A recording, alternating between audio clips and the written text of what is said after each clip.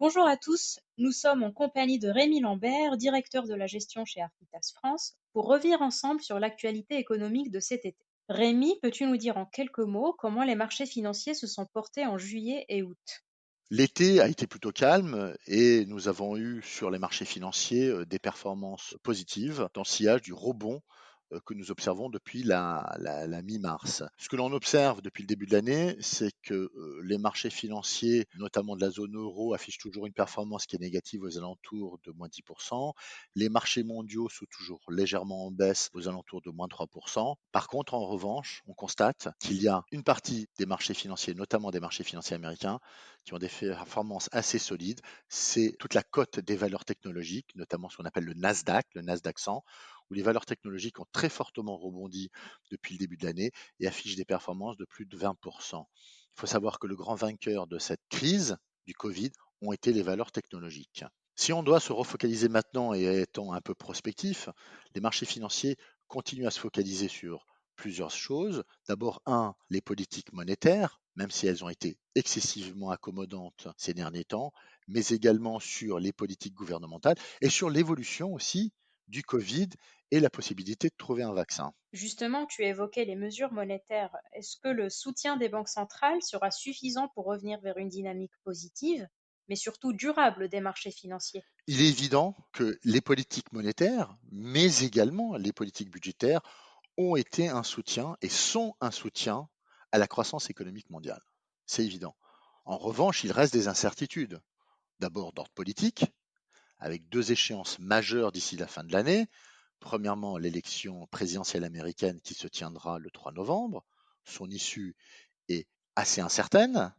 En revanche, si on a une vision macroéconomique du sujet, les deux candidats, que sont M. Trump et M. Biden, auront une politique budgétaire expansionniste.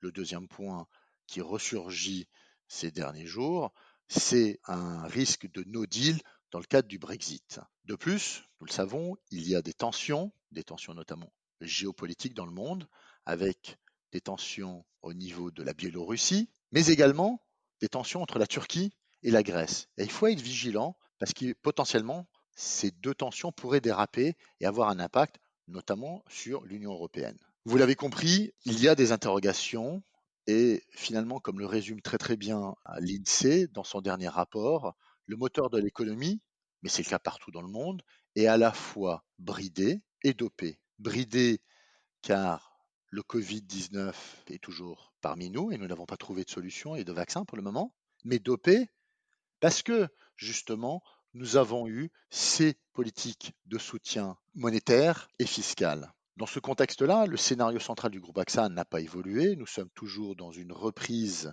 de la croissance économique et tout porte à croire qu'en 2022, nous serons de retour sur notre trajectoire que nous avions commencée en 2019. Et comment cela se traduit-il maintenant dans vos actes de gestion? En termes de classe d'actifs, depuis le remot entamé à la mi-mars, nous avons graduellement augmenté notre exposition aux actions, notamment aux actions américaines, mais également européennes. D'autre part, nous avons favorisé les obligations à haut rendement et la dette émergente pour deux raisons. Un, parce que nous sommes à la recherche de rendement et que ces deux classes d'actifs offrent du rendement, mais également parce que nous avons une protection, puisque nous savons que les banques centrales ont décidé d'acheter de la dette, mais pas uniquement de la dette souveraine, de la dette d'entreprise, ce qui fait que nous avons un filet de sécurité, puisque nous savons que nous avons un acheteur qui est là pour soutenir ces marchés. En conclusion, ce qu'il faut aussi savoir, c'est que la stratégie du groupe AXA et d'Arquitas est l'inclusion de critères extra-financiers dans l'ensemble de ses offres. Qu'est-ce que l'on entend par des critères extra-financiers? C'est l'intégration de critères que l'on appelle ISR, c'est l'investissement socialement responsable, l'ESG, l'environnement, le social et la gouvernance, mais également l'inclusion de thématiques qu'on pourrait appeler les méga-tendances.